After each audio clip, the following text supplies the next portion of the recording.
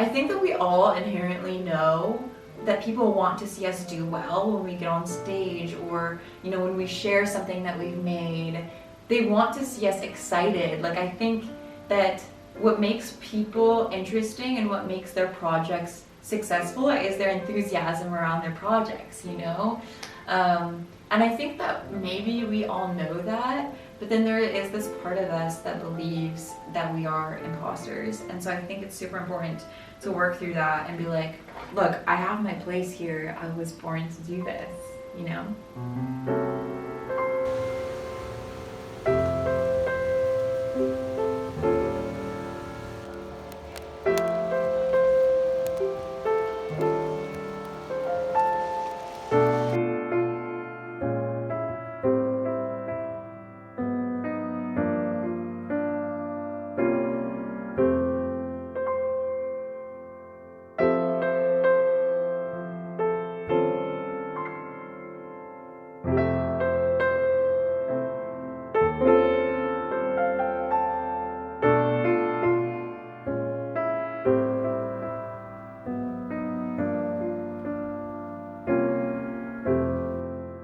This episode in the Artist in Paris Diaries is sponsored by me. I recently released the 4th journal in my affirmation journal series. The Vulnerability is My Superpower journal, and I'm super excited to announce that for the month of December, all the journals on my shop are 10% off. So if you want to give them as a gift, or you want to start off the new year with a beautiful journal that will encourage you, you can check those out in the link down below. So thank you so much for your support, and let's get into today's video. Good morning. It's Sunday. Sunday is always like my slow self-care day. I never make any plans on a Sunday if I can, because it's like my day where I clean the entire house, I mop, I just do like my self-care routines. I take like a nice hot shower, I'll paint, and I finally got some of my paintings out of storage that I've been meaning to work on, but I really didn't get a chance this summer to work too much on painting or anything really, because I was so focused on renovating the apartment. And now that I'm in a pretty good place with my apartment, there's still little things that I need to do. I get to focus on painting again and making art, and there's a lot of just like exciting things coming up. Right now, I am putting beeswax on the frame of a painting.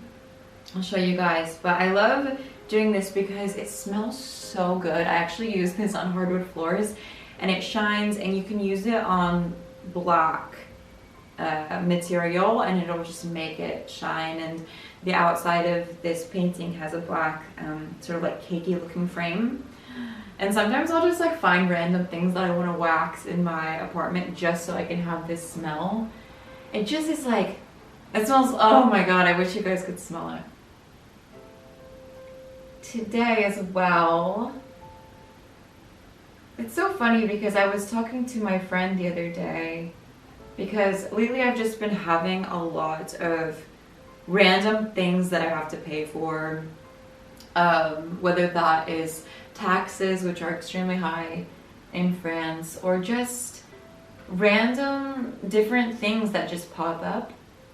And I always like to say that I don't worry about money, because I feel like the universe expands in direct correlation of what we believe is possible. And like I said, I haven't been working on painting for a long time. I haven't posted a painting in a long time. But right when all of these like different things started to pop up, I got a message from somebody who had messaged me to buy a painting a year ago, but they didn't end up buying it. And then they just messaged me asking if it was still available and they wanted to buy it. And it's my Oranges in the Snow painting. I guess it's more of like a sculpture than a painting. Oh, but I just put a layer of resin on the oranges because I want them to shine. And it just made me feel like so grateful because I'm like, you know, every time that you believe like things are gonna work out, there's just like random little opportunities. And I never really post about my paintings being for sale because I don't know, maybe I should, but yeah, so I'm working on boxing that up today. If ever you guys buy a painting from me, I work so hard on making the box beautiful. This is the box so far. I don't know. I just love the idea of somebody getting the painting and just like, I don't know. Even when I was younger, when I was a little girl, even now, I've always been super attentive to if somebody tells me like a little thing that they like, or if somebody, I don't know, like mentions something in passing that they like something, I'll always pay attention to that. Like I love surprising people and like doing little homemade gifts for people, or surprising people. I wouldn't say that my love language is getting gifts, but I love giving gifts. Like really crazy, thoughtful gifts. I probably should have filmed like a before and after for this.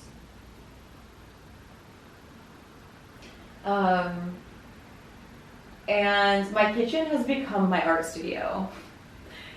Recently, I have gotten a few opportunities to have my own art studio, but I'm also like, it's a budget, you know? It's like at least $200 to $300 a month to get an art studio. And I really want to have like a project in mind that I want to do, because I don't want to just get the studio and then not go. Or there is this one that I found out about, this one place that's opening, but it's like an hour away. And I'm like, I don't know. But one of the best things about having an art studio is just the community that comes along with it. You know, going there every day, seeing people, the collaboration that it nourishes. And I do think that like eventually I will get a studio again. But for now, I feel like my home is like my art studio. So I'll show you what this looks like once you put the wax on it. I also want to put a layer of acrylic medium. So acrylic medium is like resin, but non-toxic. And it's not as durable as resin is. Resin basically gives you like that glossy, beautiful finish. It's not as durable in the sense of like you need to put several layers on for it to be like really thick and everything. But I'll show you, for example, what it can do. So this is a little this is a little painting collage that I worked on. I've been wanting to incorporate more collage work into my paintings.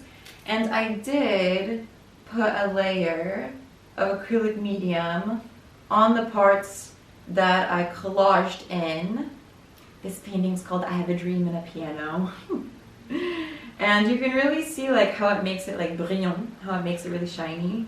And it also makes more sturdy this material. So this material is foam core. And I love building things with this because it's really pretty sturdy. However, I will say that you do really need to like make it more sturdy once you have painted on it. So yeah.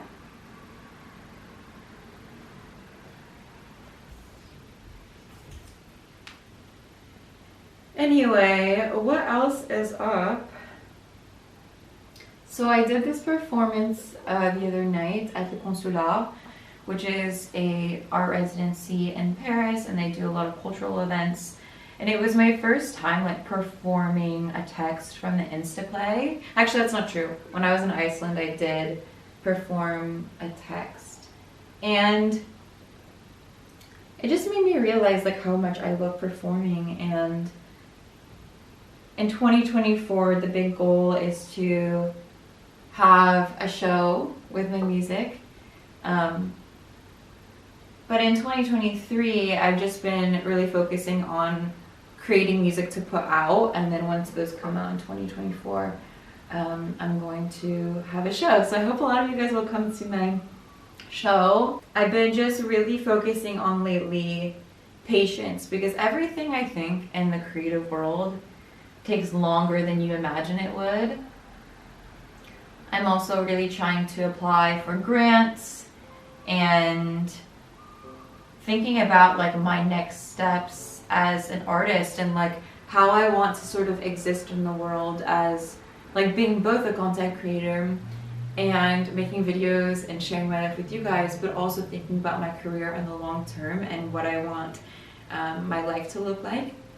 I obviously think that like posting online is such a beautiful way to create community, but I'm also like wondering if there's going to be a bit of a shift in a moment where like my creative endeavors take over and become like more of the forefront, because you know I was thinking about it the other day and thinking about my career as an artist so far, and I think that it's both benefited and suffered from the fact that I do social media in the sense of like, you know, making videos takes so much time. And you know, it's like I sort of have like 2 full-time jobs in a sense, and so that's, you know, the more that I've poured into my YouTube channel and really, you know, taken advantage of like this beautiful opportunity to share with you guys, I think, you know, the less time I had to like apply for grants or like to focus on having art shows or things like that. However, on the other side of that, having this platform gave me so many more opportunities than I probably would have had I just, you know, finished art school and was trying to do things on my own. So I guess now I'm trying to find the balance of, you know, finding a way for all of that to sort of go together in a sense. I think I talked about this in another video, but I'm going to start teaching. I'm going to be like a intervenant and do a workshop. So I think that could be something interesting. Like I've always been really interested in teaching. So I'm excited to try that out and see how I like it. But yeah, I think I've always been one of those people that feel like, oh, I could be doing so much more, you know. Oh, should we do like a little painting show and tell? I'll show you like, okay, so I just started painting again like a month ago, and I'll show you the things that I have made so far. Okay. Alright, so the first painting that I made to kind of get back into painting again is this one that says perform. And I don't think that I would sell this one. I really like it as like an affirmation to myself to take up space and create. Maybe I'd make a print of it or a journal cover if you guys like it. But I really like this piece a lot, and I just love like incorporating text into my work. So this is the first piece I made. I've been really enjoying lately making work that is a bit more naive and just more instinctive than, oh, I need to get like every detail right, you know? I think that oftentimes we're drawn more to art that does have that naive quality because it has more feeling in it and is more instinctive than just like, oh, I want to make the perfect looking painting. Then I made this one, which is a self-portrait with my synthesizer. And I try not to do like self-portraits that often because I think that, I don't know, it's just like weird to paint yourself all the time. Like I don't want to sell a painting of myself really. But you know, when I think one of the hardest things about painting in general is just like finding source images. And one thing that I really like to do is collage before, like I'll find images that I think are interesting, and then I'll create the composition before. And if the composition is already interesting in the collage, then I know that it's going to be interesting with the painting. And like, I like having constraints, and I like having a sort of a frame to work within, because if you just gave me a canvas, blank canvas, and you're like, paint something, I'm like, I mean, no thank you. Like, I like to have like a sort of baseline so that I can stray from the baseline. Do you know what I mean? And I think that we don't talk about this a lot, but subject matter is really important in like the research phase and everything like that, to making something that's interesting. And so yeah, I just realized lately like the importance of collaging before. In December, I'm leaving to see my family for the first time in 2 years. And so I really want to get organized and think about what I want to accomplish this month. I think it's nice, you know, to make to-do lists every day and then just think about what are my main goals for each week. So I've been doing that, and yeah, I just trying to keep the faith, you know? I think a lot of times we can get down on ourselves as artists, and like I said, think we're not doing enough, but just remember that you're on your own timeline, you're in competition with no one but yourself, and yeah, anyway. Alright, now I'm going to work on the box. I have silver and gold. I wish I had stickers, but I don't. I would go out and get some, but it's Sunday. A lot of people ask me, how do you decide how to price your art when you're selling it? And I think the big thing that you really have to think about, first and foremost, is the time that you spend making it and the materials. Because for me, for example, it's not just the paint, it's also, you know, I'm getting glossy materials that do cost a lot of money, for example, resin or acrylic medium, and sometimes plaster. And so there's that element. You have to calculate the amount of material, and that's easily like €100. Then I also think about the size and the time that I spent making it. And then after that, I consider what it would take for me to separate from the object, because I would never sell something unless I truly loved it and wanted to keep it, because if I don't, then that means that I don't really even like the piece. So most of my pieces I'm kind of sad to lose in a way, but also, you know, the whole point of being an artist is to make a living off of your art. So yeah, I think the most important thing is to consider those two things, and then after that it's really personal about, you know, what it takes for you to separate from the object. You know, there's some pieces that, you know, maybe I just made, and so I probably subconsciously don't want to separate from them, and so I would be less likely to maybe come down on the price. But then there's other paintings, for example, that I've had for a few years, and I really want to make space for new pieces. So yeah. Alright, we're gonna get some glue and some glitter. So how are you guys? How do you guys feel with the end of the year? Do you feel like you were able to grow in new ways? Do you feel inspired in new ways? I'd love to know the highs and lows of your year in the comments, or any surprises that you've had so far. I feel like this year I have broken spells that have been cast on me, like metaphorical spells, and I've broken patterns and habits, and I feel like I'm finally becoming the person that I've always dreamt that I would be. Oh, I do have stickers!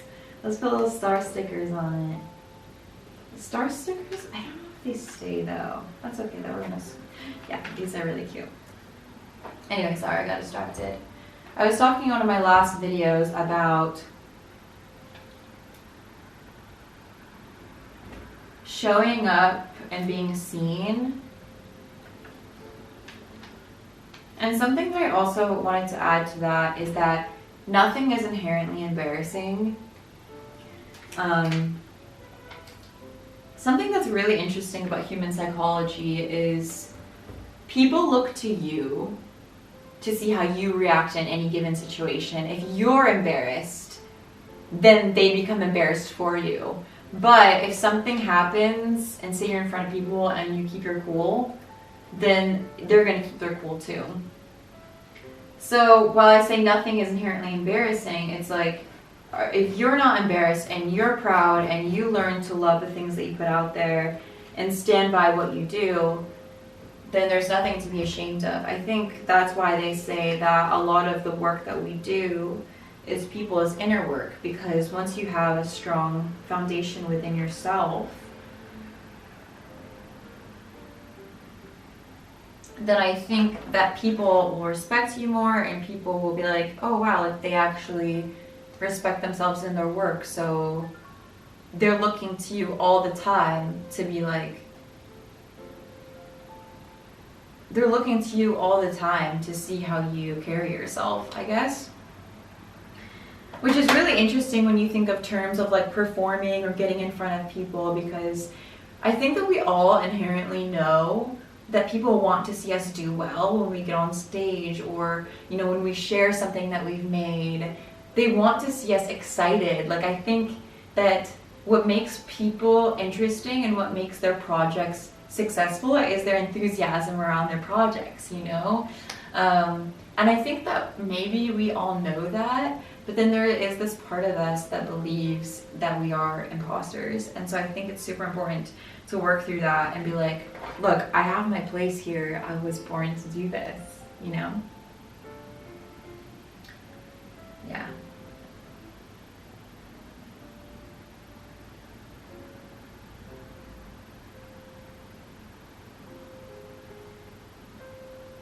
Don't you hate it when like your glue like glues itself to the lid and then it won't come out? Good life.